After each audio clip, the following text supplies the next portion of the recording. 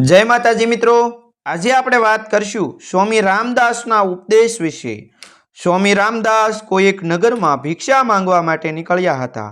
એક ઘરના દરવાજા પાસે ઊભા રહીને એણે ભિક્ષા માટે આલેખ લગાવી। રઘુવીર સમર્થ અવાજ સાંભળીને ઘરમાંથી એક સ્ત્રી થોડી ભિક્ષા લઈને આવી। ભિક્ષા પાત્રમાં ભિક્ષા આપીને બોલી કે મહારાજ, મને કંઈક ઉપદેશ આપો।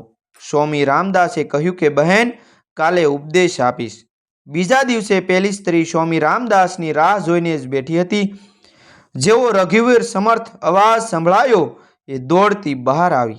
એમણે કહ્યું કે મહારાજ, આજે તો આપના માટે ખૂબ સરસ મજાનો દૂધપાક બનાવ્યો છે।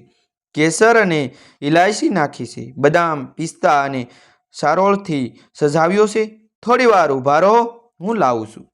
જેવી પેલી સ્ત્રી ઘરમાં દૂધપાક લેવા ગઈ કે સ્વામી રામદાસે તરત જ પોતાના ખાલી કમંડળમાં શેરીમાં પડેલો કચરો અને ધૂળ ભરી લીધા। રસ્તામાં પડેલા સડેલા શાકભાજી પણ કમંડળમાં નાખ્યા। પેલી સ્ત્રી દૂધપાક લઈને આવી એટલે સ્વામીજીએ આ કમંડળ આગળ ધર્યું।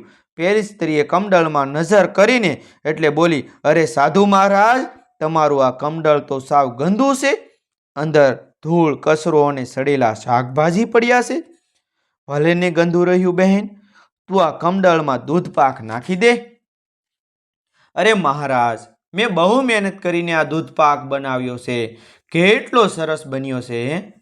અરે બહેન, હું પણ એ જ કહું છું ને કે તારો આ સરસ દૂધપાક મારા કમંડળમાં નાખી દે। કમંડળ ભલે ને ગંદુ રહ્યું, દૂધપાક તો સારો જ છે ને। અરે સ્વામીજી, તમારું મગજ ચાલે છે કે નહીં?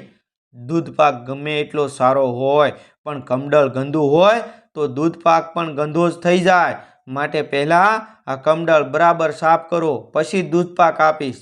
બસ બહેન, બસ, મારે પણ તને એ જ કહેવું છે કે પહેલાં મનનું કમંડળ સાફ કર, પછી જ મારા ઉપદેશ રૂપી દૂધપાકનો આસ્વાદ માણી શકીશ। જીવનમાં ઉપદેશનો આનંદ ન મળે ત્યારે આપણે ઉપદેશનો વાંક કાઢીએ છીએ, પણ આપણા ગંદા મનનું શું? મિત્રો, ખરેખર તમને આ વાર્તા પસંદ આવી હોય, કહાની ગમી હોય ને, તો અમારી ચેનલને સબસ્ક્રાઈબ કરજો। થેન્ક યુ મિત્રો, મળશું ફરી વખત એક કહાની સાથે।